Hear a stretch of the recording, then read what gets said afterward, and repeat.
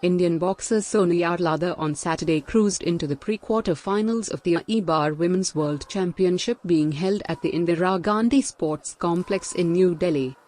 On day 3 of the tournament, Sonia defeated Toujani Doaa of Morocco 5-0 in the 57 kg women's featherweight category. कई होते हैं boxing में, wrestling भी करनी पड़ती है, तो दोनों के साथ ठीक जो बाउट बहुत अच्छी थी हमारी।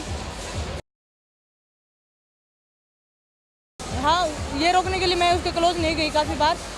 मैं 2-3 बार गई क्लोज मारने के लिए, लेकिन उसने पकड़ के गिराया भी।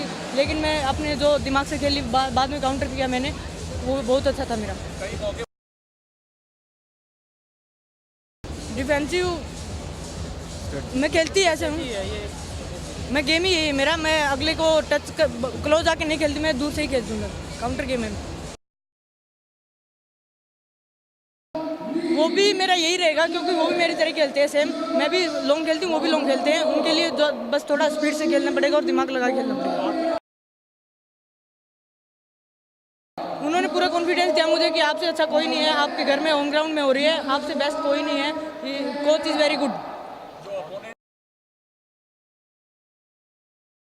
नहीं, ये मेजर कंपटीशन मेरा फर्स्ट है ये, और सीनियर में आके मुझे सबसे पहला यही कंपटीशन मिला, मेजर टूर्नामेंट। 2011 से किया था मैंने स्टार्ट।